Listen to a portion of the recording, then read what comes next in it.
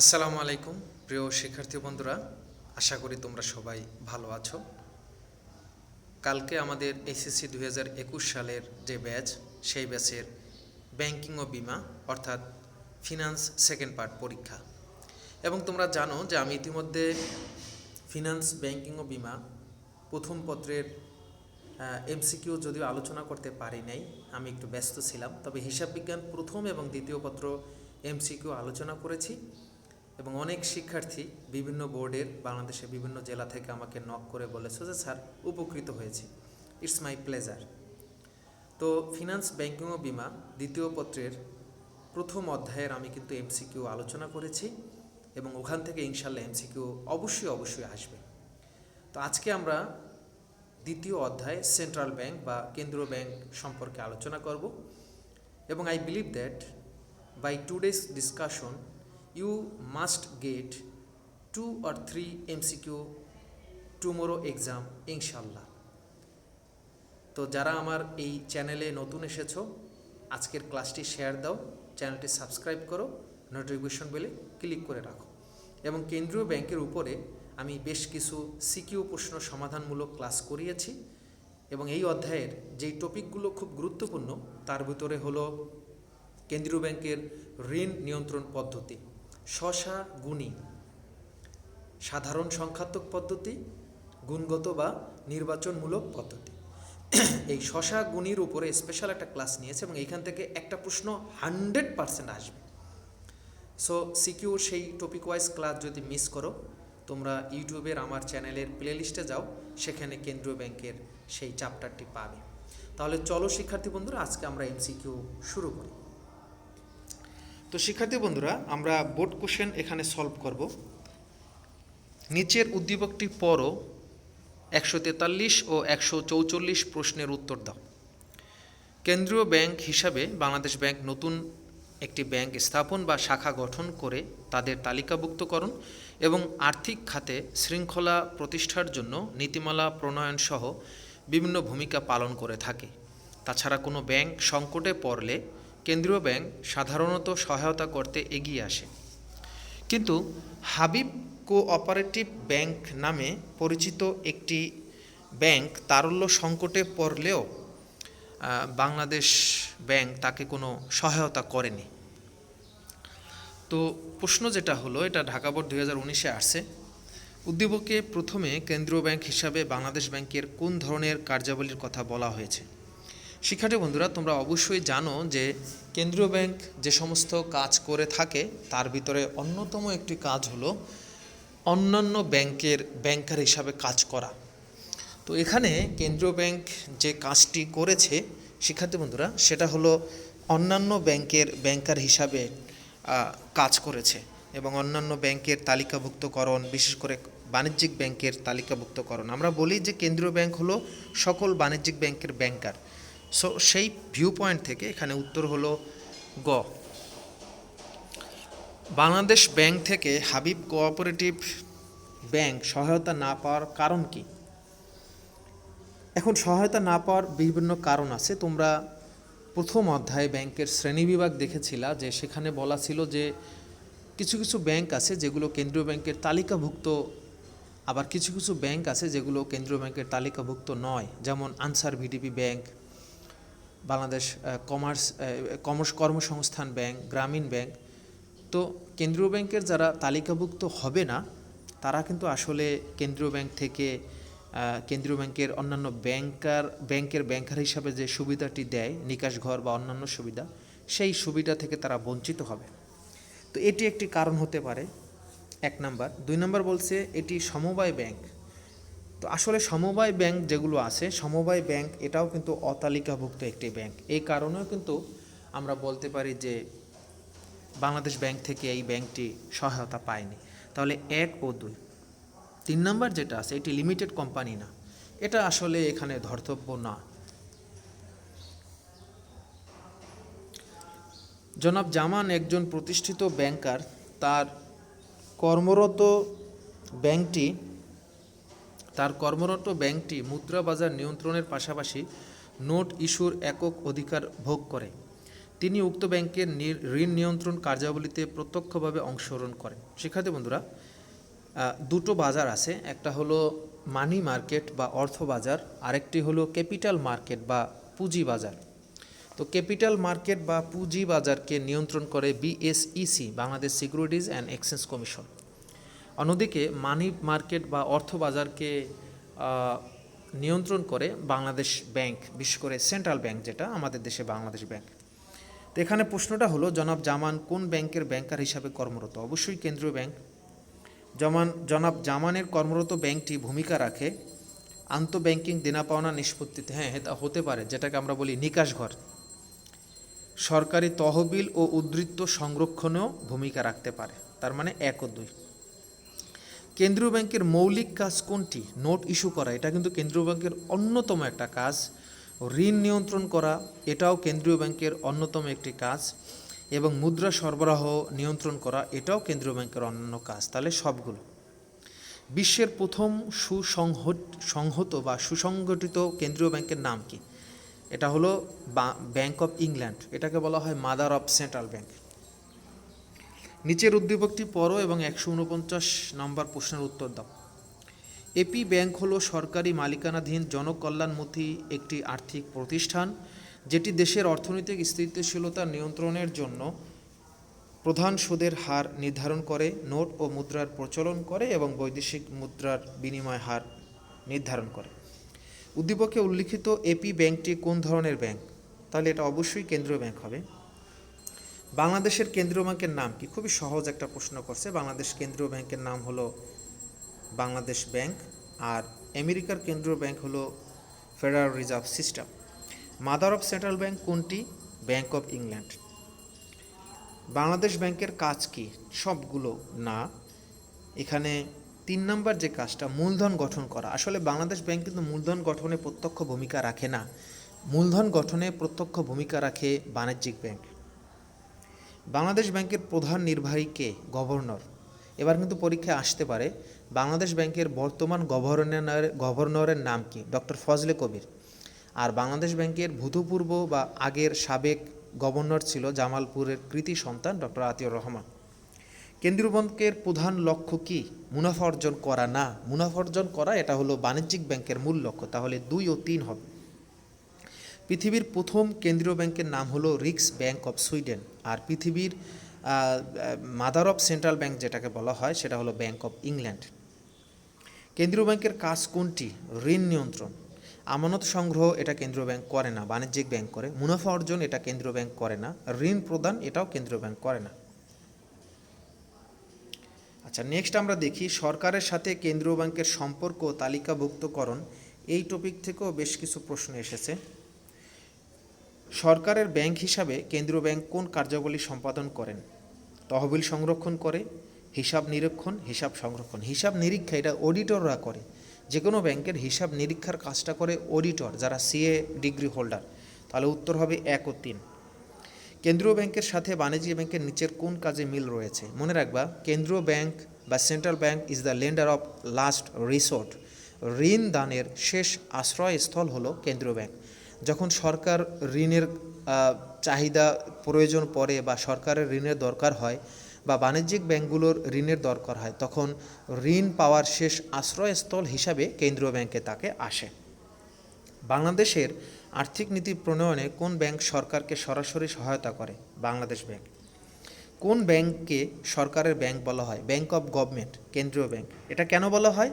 কারণ ঋণ দানের শেষ আশ্রয়স্থল। এগুলো কিন্তু অনুধাবনমূলক প্রশ্ন আসতে পারে। ঋণ দানের শেষ আশ্রয়স্থল হিসাবে কেন্দ্রীয় ব্যাংককে কেন বলা হয়? কেন্দ্রীয় ব্যাংকে নোট ও মুদ্রার একক অধিকারী, ইস্যু করার একক ক্ষমতার অধিকারী বলা হয় কেন? কেন্দ্রীয় ব্যাংককে মুদ্রাবাজারের অভিভাবক বলা হয় কেন? কেন্দ্রীয় ব্যাংককে অন্যান্য ব্যাংকের ব্যাংকার বলা হয় কেন? কেন্দ্রীয় ব্যাংককে সরকারের ব্যাংক বলা হয় কেন? এগুলো কিন্তু অনুধাবনমূলক প্রশ্নে আসবে। নোট ইস্যুকরণ এবং অর্থের যোগান নিয়ন্ত্রণ, এই টপিক থেকে আমাদের একটা প্রশ্ন এসেছে, একটা না একাধিক আসছে, রাজশাহী বোর্ড 2019-এ। সেটা হলো, হোয়াট স্থানে কি হবে? আমরা জানি যে কেন্দ্রীয় ব্যাংক যখন ঋণ নিয়ন্ত্রণ করে, এর অন্যতম কয়েকটি পদ্ধতির ভিতরে, প্রত্যক্ষ যে পদ্ধতিগুলো আছে সেগুলোর ভিতরে হলো ব্যাংক হার নীতি, খোলা বাজার নীতি, বিধিবদ্ধ জমার নীতি। তো ব্যাংক হার নীতি বা ব্যাংক রেটটাই কিন্তু আসলে কেন্দ্রীয় ব্যাংক বেশি ইম্পোজ করে। তো ব্যাংক হার যখন বৃদ্ধি করে তখন বাণিজ্যিক ব্যাংক সুদের হার বৃদ্ধি করে। এর ফলে গ্রাহকরা আগের মতো ঋণ নেওয়ার ক্ষেত্রে ইন্টারেস্ট ফিল করে না। এর ফলে বাজারে ঋণের পরিমাণ হ্রাস হয়। অর্থ সরবরাহের বিভিন্ন উপাদানের মধ্যে পড়ে বিহিত মুদ্রা। সরকার কর্তৃক ইস্যুকৃত সকল মুদ্রাই আসলে বিহিত মুদ্রা। চেক, ক্রেডিট কার্ড, এগুলো সবই কিন্তু আসলে অর্থ সরবরাহের বিভিন্ন উপাদানের মধ্যে পড়ে। মুদ্রাস্ফীতি হ্রাস করা যায়। মুদ্রাস্ফীতি মানে প্রাইস হাইক। যখন দ্রব্যমূল্যের দাম হঠাৎ করে বেড়ে যায়, যেমন আমাদের দেশে হঠাৎ করে পেঁয়াজের মূল্য বেড়ে গেছে, আবার এখন দেখবা হঠাৎ করে কাঁচা বাজারে বেশ কিছু দাম বেড়ে গেছে, সয়াবিন তেল, ব্রয়লার মুরগি। তো এটাকে বলা হয় প্রাইস হাইক। অর্থাৎ যখন পারচেজিং পাওয়ার হ্রাস পায়, ক্রয় ক্ষমতা হ্রাস পায়, তুমি আগের মতো ইচ্ছা করে অনেক বেশি পণ্য কিনতে পারবে না, ঠিক আছে, অর্থের মূল্য কমে যায়, সেটাকে আমরা বলি মুদ্রাস্ফীতি। তো মুদ্রাস্ফীতি হ্রাস করার উপায় হলো অর্থের যোগান কমিয়ে তুমি যদি বাজারে বেশি পরিমাণ টাকা সাপ্লাই করো, মানুষের হাতে হাতে টাকা চলে যাবে, কিন্তু সেই অনুযায়ী দ্রব্য যদি না পায়, সেক্ষেত্রে কিন্তু মুদ্রাস্ফীতি হবে। এবং 2 নম্বর হলো ঋণের সুদের হার বৃদ্ধি করে। সুদের হার বৃদ্ধি করেও কিন্তু মুদ্রাস্ফীতি কী করা যায়? হ্রাস করা যায়। তাহলে আগের মতো মানুষ অর্থ নেওয়াটা বা লোন নেওয়াটায় ইন্টারেস্ট ফিল করবে না। মুদ্রাস্ফীতির ফলে কি হয়? পণ্যের দাম বেড়ে যায়। জনগণের অর্থনৈতিক কল্যাণ সাধনের লক্ষ্যে নোট ও মুদ্রার প্রচলন এবং মুদ্রা মান সংরক্ষণ করে কোন ধরনের ব্যাংক? কেন্দ্রীয় ব্যাংক। অর্থ সরবরাহের বিভিন্ন উপাদানের মধ্যে পড়ে 1 ও 2 বৈদেশিক মুদ্রা। এটা কিন্তু আসলে কোনো দেশের ইন্টারনাল ইকোনমির সাথে রিলেটেড না। একটা উদ্দীপক আছে, মিস্টার এ বাংলাদেশ ব্যাংকের গভর্নর, তিনি লক্ষ্য করছেন অর্থবাজারে অর্থের যোগান বেড়ে যাওয়ায় সমস্যা হচ্ছে, তাই বাজারে অর্থ সরবরাহ কিভাবে কমানো যায় এজন্য তিনি ব্যাংকের জিএম মিস্টার বিকে বললেন। মিস্টার বি গভর্নরকে বললেন, বাজারে অধিক অর্থ সরবরাহ সবসময় খারাপ না। গভর্নর সাহেব এতে সন্তুষ্টি হতে পারেন নাই। মিস্টার বি কেন বলেছেন বাজারে অর্থ সরবরাহ বৃদ্ধি সবসময় খারাপ নয়? এর কারণ কি হতে পারে? এতে বিনিয়োগ বৃদ্ধি পায়। হ্যাঁ, বাজারে যদি তুমি মানি সাপ্লাইটাই বাড়াও, তাহলে অনেক ইনভেস্টর ইনভেস্ট করতে পারবে। অর্থনীতির চাকা সচল হওয়া মানে ইন্ডাস্ট্রির গ্রোথ বাড়বে, ইন্ডাস্ট্রির চাকা সচল হবে, প্রোডাকশন বৃদ্ধি পাবে এবং বেশি থেকে বেশি কর্মসংস্থানের সুযোগ সৃষ্টি হবে। সবগুলো আমরা উত্তর বলতে পারি। মিস্টার এ কেন জিএম সাহেবের কথায় সন্তুষ্ট হতে পারেননি? কারণ তখন মুদ্রাস্ফীতি ঘটবে, অর্থাৎ বাজারে জিনিসপত্রের দাম হঠাৎ করে দাম বেড়ে যাবে। মুদ্রাস্ফীতির কারণে কি হতে পারে? দ্রব্যের দাম বেড়ে যেতে পারে, তুমি আগের মতো পণ্য কিনতে পারবে না, তোমার পারচেজিং পাওয়ার বা ক্রয় ক্ষমতা কমে যাবে। 206 রাজশাহী বোর্ড 2019-এ একটা প্রশ্ন আসছে, ভোগ্যপণ্য ক্রয় খাতে ঋণের পরিমাণ কাঙ্ক্ষিত মাত্রায় বজায় রাখার জন্য যে ঋণ নিয়ন্ত্রণ পদ্ধতি ব্যবহার করা হয় তাকে কি বলে? ভোক্তা ঋণ নিয়ন্ত্রণ। অর্থাৎ তুমি একটা পণ্য কিনতে গেলে তোমাকে ব্যাংক থেকে লোন দেওয়া হয়, এটা তুমি কমিয়ে বা বাড়িয়ে ভোক্তার এই যে ভোগ করা বা ঋণ নেওয়ার প্রবণতাকে কন্ট্রোল করতে পারবে, এটাকে বলা হয় কনজিউমার লোন কন্ট্রোল। বিধিবদ্ধ তারল্য বলতে বোঝায়, মনে রাখবে, কেন্দ্রীয় ব্যাংক সকল ব্যাংকের ব্যাংকার, তার মানে সকল কমার্শিয়াল ব্যাংক কেন্দ্রীয় ব্যাংকের কথা শুনতে বাধ্য। আর সকল ব্যাংকের ঋণ নিয়ন্ত্রণের একটি অন্যতম উপায় হলো এসএলআর বা বিধিবদ্ধ নগদ জমা বা বিধিবদ্ধ রিজার্ভকে রেটকে বাড়ানো কমানো। তো আমানতের যে হার কেন্দ্রীয় ব্যাংকে জমা রাখতে হয়, মানে মাস্ট ম্যান্ডেটরি, কমার্শিয়াল ব্যাংক অবশ্যই তার মোট পরিশোধিত মূলধনের একটা অংশ বা মোট সংগৃহীত বা পেইড আপ ক্যাপিটালের একটা অংশ কেন্দ্রীয় ব্যাংকে একটা অ্যামাউন্ট রাখতে হয়, ম্যান্ডেটরি, কম্পালসারি। তো এটাকে বলা হয় বিধিবদ্ধ তারল্য, স্ট্যাটিউটরি লিকুইডিটি। কেন্দ্রীয় ব্যাংকের ঋণ নিয়ন্ত্রণের গুণগত পদ্ধতি, একটা হলো সাধারণ পদ্ধতি, আর একটা হলো গুণগত পদ্ধতি। এটার ভিতরে আছে প্রান্তিক হার পরিবর্তন, ব্যাংক তোমার এই যে কি বলে নৈতিক প্ররোচনা, তারপর হলো তোমার ভোক্তা ঋণ নিয়ন্ত্রণ, এগুলো হলো তোমার গুণগত পদ্ধতি। এটা আমি আমার ক্লাসে আলোচনা করেছি, দেখবা। কোনটি ঋণ নিয়ন্ত্রণের গুণগত পদ্ধতি? ঋণের বরাদ্দকরণ নীতি। কারণ বাকি যে 3টা নীতি, এটা হলো সাধারণ বা সংখ্যাত্মক পদ্ধতি। সিআরআর, ক্যাশ রিজার্ভ লিকুইডিটি, আর একটা আছে এসএলআর, ঠিক আছে, স্ট্যাটিউটরি লিকুইডিটি রিজার্ভ। এসএলআর এবং সিআরআর এই দুইটা একটু মুখস্থ করে যায়, এটা আসতে পারে। ব্যাংক হার পরিবর্তন করতে পারে কে? কেন্দ্রীয় ব্যাংক। কখন কেন্দ্রীয় ব্যাংকের ঋণ নিয়ন্ত্রণের প্রয়োজন পড়ে? মুদ্রাস্ফীতি বৃদ্ধি পেলে। মুদ্রা সংকোচনের ক্ষেত্রেও হতে পারে। বাংলাদেশ ব্যাংক নির্দেশ দিয়েছে তালিকাভুক্ত ব্যাংকগুলোকে তাদের প্রদত্ত ঋণের 5% অবশ্যই কৃষি খাতে বরাদ্দ করতে হবে। এটি কেন্দ্রীয় ব্যাংকের ঋণ নিয়ন্ত্রণের কোন নীতির মধ্যে পড়ে? তুমি যদি কোনো একটা স্পেশাল সেক্টরকে ডেভেলপ করতে চাও, say for example government wanna increase the economic growth of ICT sector, in this case government can give a instruction to all the commercial bank that the commercial bank must have to give loan on simple condition or simple interest to the ICT sector. তো ICT সেক্টরে যারা বিনিয়োগ করেছে তখন অল্প সুদে লোনটা পাবে, তার মানে আইসিটি সেক্টরটা ডেভেলপ হয়ে গেল। এটা সরকার ম্যাক্সিমাম করে এগ্রিকালচার সেক্টর বা কৃষি খাতের ক্ষেত্রে। তো এটাকে বলা হয় ঋণের বরাদ্দকরণ নীতি। বাণিজ্যিক ব্যাংকগুলো দৈনিক নগদ জমার আবশ্যকীয় হার হিসাবে সিআরআর বর্তমানে চলতেছে 5.5%, আগে ছিল 5%, মুখস্থ রাখবা। ব্যাংক হার যদি বাড়ে তাহলে কিন্তু সুদের হার বাড়বে, বাজারে ঋণের পরিমাণ হ্রাস পাবে। মুদ্রা বাজার নিয়ন্ত্রণ করে কে? কেন্দ্রীয় ব্যাংক। বাংলাদেশের অর্থবাজার নিয়ন্ত্রণ করে কে? বাংলাদেশ ব্যাংক। আর পুঁজিবাজার নিয়ন্ত্রণ করে securities and exchange commission, BSEC.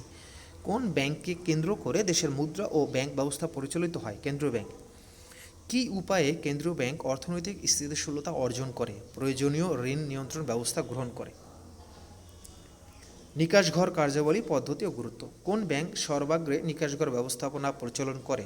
এই জন্যই এটাকে বলা হয় মাদার অফ সেন্ট্রাল ব্যাংক বা ব্যাংক অফ ইংল্যান্ড। বাংলাদেশ ব্যাংকের অনুপস্থিতিতে কোন ব্যাংক নিকাশঘরের কার্যকর দায়িত্ব পালন করে? সোনালী ব্যাংক, কারণ সোনালী ব্যাংকের শাখা সবচেয়ে বেশি।